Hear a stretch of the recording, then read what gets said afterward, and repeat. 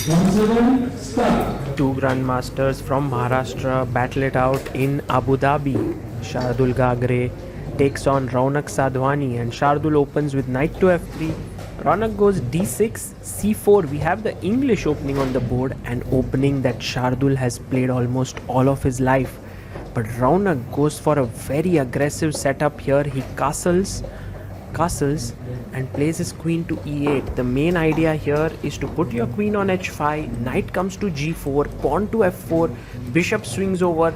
It leads to quite a deadly attack sometimes. So Shardul goes to g5. Maybe he just wants to exchange off his bishop for the knight. c6 by Raunak, and in comes b4.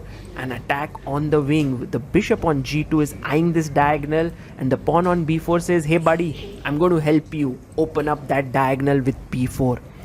So Raunak now thinks for a bit, pushes the bishop away. The bishop on g5 can go back, but that would mean a loss of time. So Shardul picks up the knight, bishop takes f6 played on the board. The position is around equal. Black has the bishop pair, but white is very well developed. And now rook c1, important move, because e4 was threatened to take off this knight, so the rook comes in and defends it. What does Raunak do next? Can he go and start his attack with queen h5? That could be a plan here, but for now Raunak decides to go a6. He wants to stop the b5 move in the position, so he goes a6. And Shardul plays his knight to d2, a typical English move. The knight will come to b3, maybe to a5, put pressure on these squares. h5 played by Raunak, a4, h4. Well, the game is going in two different directions here. White playing on the queen side, black going all out on the king side. The king moves away, and now Shardul goes b5. He is attacking here on the queen side. Raunak, what does he do about this pressure here on this structure? Maybe he can just leave it for the moment, and yes he does. He moves his queen to h5. The queen is looking at the e2 pawn. It's defended for the time being. Shardul takes. And now, do you take with the pawn or do you take with the knight? You don't want to take with the knight, because then the white pieces get the d5 square for themselves. So you want to take with the pawn, but then look at your development. It's just so bad. You have all your pieces undeveloped. But Raunak says to Shardul, well, do what you can. Do attack here if you must. But I think my position is solid enough. Shardul takes the open file for his rook, and Raunak takes on g3. H takes g3. Very ambitious. Now the h file is open. If king g6 and rook h8, suddenly you have an attack down the h file. With 2 minutes 19 seconds for Shardul and 2 minutes for Raunak, he puts his rook on h8. He is going all out for the mate. But guys, just one simple rook e1 means that there is no mate, because the king gets the f1 square, and Shardul knows it, plays a beautiful move, c5.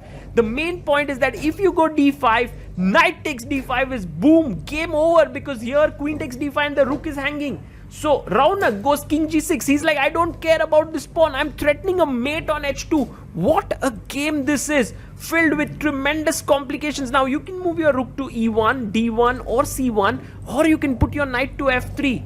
He plays his rook to e1. No, he goes to c1. So that's a good move. Shardul says, if you give a check, I will go king to f1. White is clearly pressing here, because Raunak's attack is going nowhere for the time being. Also, he's slightly low on time. He goes f4. He's like, now let's go all in. I don't care. Well, if Shardul plays knight f1, his position is super solid, because the knight on f1 and the bishop here cover most of the squares. But knight f1, you are afraid of bishop h3. Actually, the idea of this move, is to put the bishop on h3 and get rid of this strong defender. So knight f3 is played. And now I think it's time for Raunak to actually move in with bishop h3. Because once the bishop on g2 is gone, game is over. Like, if you go bishop h3 takes, it's already a mate here. So you can't do that. And if you play something like bishop h1, there is bishop f1 ideas also in the air. So is Raunak going to do this or not? He's still thinking about his move after knight f3, but his time is running. He's almost down to a minute on the clock. There is a 2-second increment, but very little time here. And yes, he's touching the bishop. Let's go. Bishop h3, all out for the attack. Now Shardul here, who's generally very calm, you can see him getting a bit nervous there. What does he do? Well, there's only one move now. Knight h4 check. If bishop h4, you snap this bishop so that you keep that bishop intact. That's a trick which Shardul will have to spot, but it's not so easy when you have 1 minute on the clock and your king is under so much pressure. But he spots it. Knight h4 played on the board. Bishop h4, bishop h3 played. And now the bishop comes back. Now Raunak is threatening once again the bishop here on h3. So you have only move in the position, which is to go bishop g2. Shardul is somehow thinking now. What is he thinking? Yes, he comes back. Good move. Bishop g2.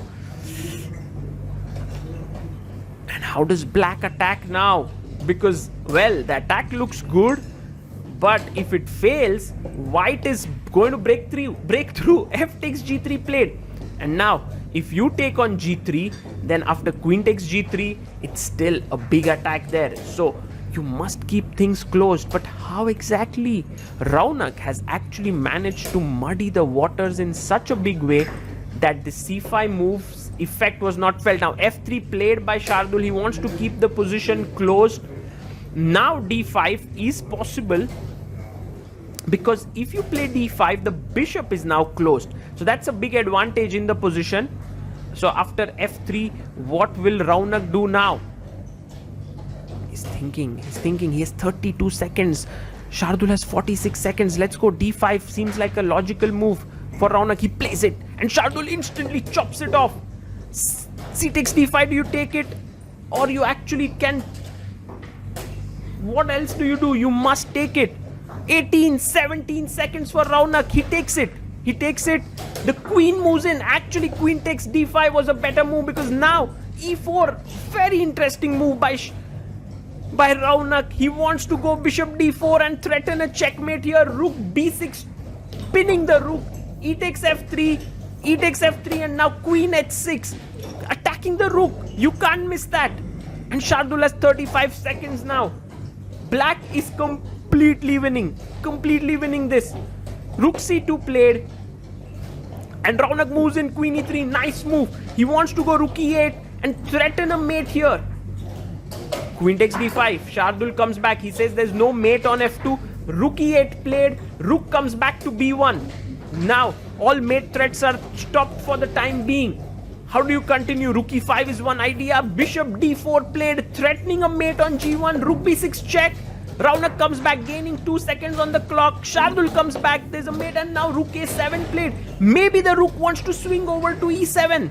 Nice little move by Raunak. He's attacking beautifully with just 10 seconds on the clock. He is also a piece up, so he's completely winning. But bishop h3 with just seconds on the clock, anything can happen. And now rook a e7 played. What does Shardul do? He gives a check on f5 and king moves to h6, king g2, rook e5, excellent move. Rook h1 check, king g5, ooh, queen to f7. Actually, there was a moment which was missed by Shardul because now after king takes f5, this is completely winning. Rook h5 check, pawn to g5. Now black is not just one piece up, he's actually 2 pieces up. Amidst all this chaos, there was a big opportunity missed. Queen h7, king e6. Now the king starts to run. Check, queen to b7. Knight comes out to d7. Rook h7 played. And he saves it. Queen f7, you have to be careful here that you don't get mated. Rook e6, good move. Defending everything for the time being. Queen h5 played by Shardul. Queen f4. Queen h3 check. King e5. Rook e check. Rook e4. And he takes. Queen takes d3. Queen f5. No time on the clock. Has to move. Rook e5. Rook takes e5.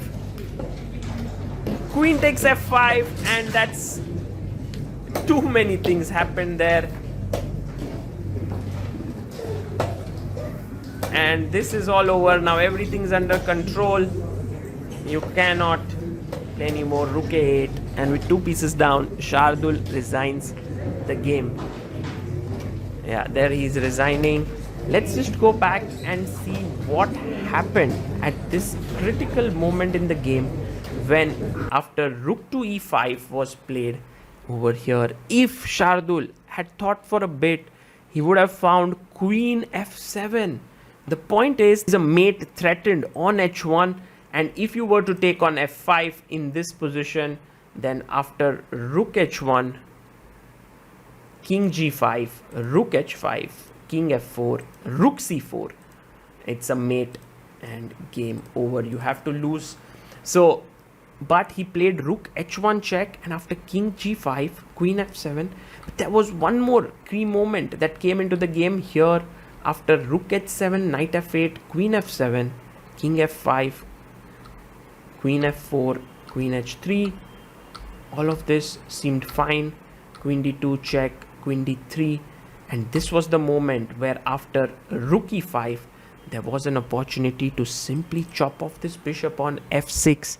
Because after queen takes f6, if you were to play rook e4, then queen d6 and king c4, queen takes a6, king c3, queen takes d3 takes, and this has excellent drawing chances.